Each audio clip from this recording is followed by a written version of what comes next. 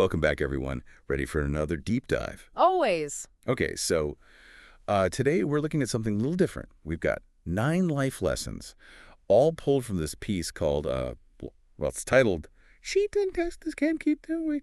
I'm not even going to try and pronounce that. Me neither. But it translates to place text. Kind of mysterious, right? Yeah. Adds a certain something to these nuggets of wisdom we're about to explore, wouldn't you say? Definitely adds a layer of intrigue, makes you wonder about the origin, where did these come from, who wrote them, that sort of thing. Exactly. But hey, that's a deep dive for another time, maybe. Today, we're all about the lessons themselves. Right. Are they legit? Do they hold up? And most importantly, can we actually use them in our own lives? That's what we're here to figure out. Looking forward to it. So lesson number 1, right off the bat, it says, prioritize finding something in life that can bring you inner peace, whether it's work or various hobbies. Pretty basic, right? I mean, who doesn't want inner peace? Yeah, it's something we all crave, for sure. But actually finding it, sometimes it feels impossible, like searching for a unicorn or something. I think a lot of people get stuck because they think it's about, landing the perfect job or Right. finding that one magical hobby, but it's got to be deeper than that, right? Right. So what are we missing? It's almost like, imagine tending a garden.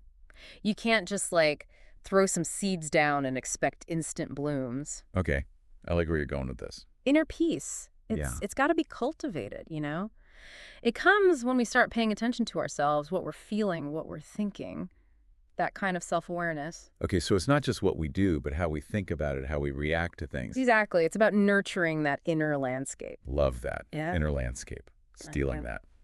But speaking of inner work, lesson 2 kind of throws us a curveball. Ready for this? Me. Discover that complaining about things is pointless. Whoa. Yeah, I know.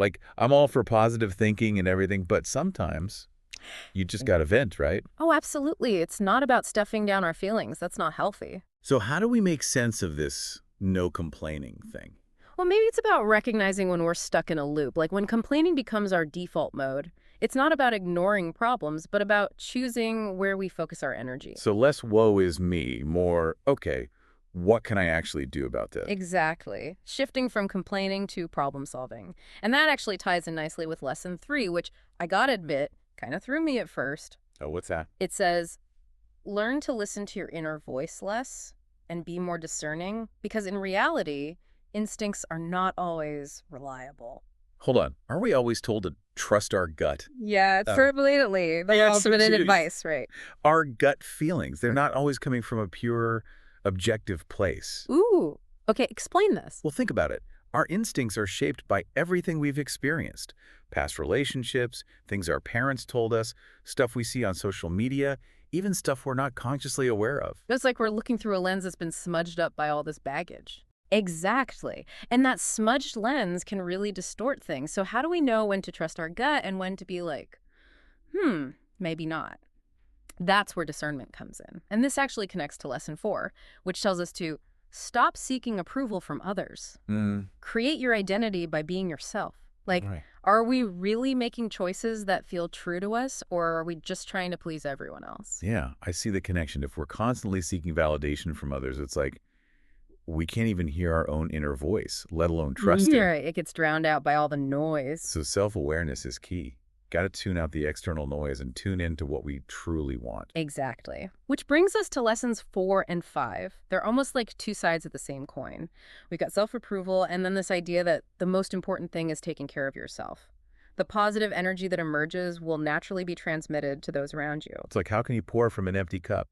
Exactly. And this isn't about being selfish. It's about recognizing that when we feel good, when we're taking care of ourselves, that energy naturally spills over into everything we do, all our relationships. So it's not just bubble baths and face masks, right? It's about building a strong foundation for ourselves first. Exactly. And then that strength, that resilience, it radiates outwards. Powerful stuff. And that leads us to lesson 6, which is, well, it's a bit of a challenge in today's world, I think.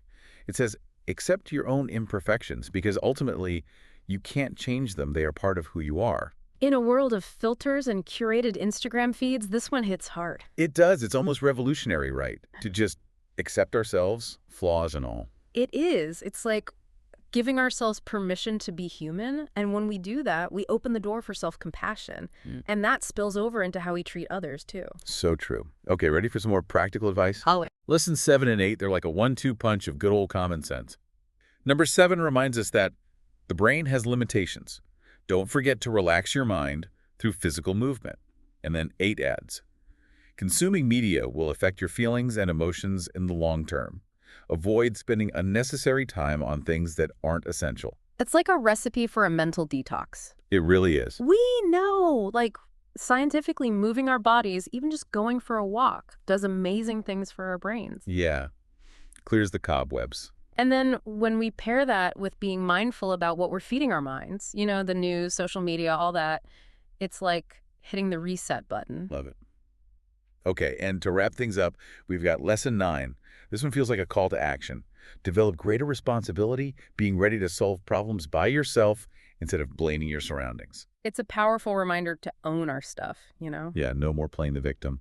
Right. It's about stepping into our power and realizing, hey, we have more control than we think. Doesn't mean we have to do everything alone, but it does mean recognizing our role in creating change. So, 9 lessons. What strikes me is how connected they all are, really. Yeah, it's not a checklist. It's more like weaving these ideas into how we live our lives, how we think, how we interact with the world. Exactly. And the fact that all this came from such a mysterious source, placed text, it makes you wonder, doesn't it? It does. Like, are these universal truths maybe? Something that resonates across cultures, across time? Something to ponder for sure. But listen, these aren't meant to be rules set in stone, right? They're more like starting points. Yeah. So as we wrap up, I'd love for you to think about this. Which lesson really spoke to you? And how can you start putting it into action? Like right now, maybe that's your deep dive for today. Love that. Until next time.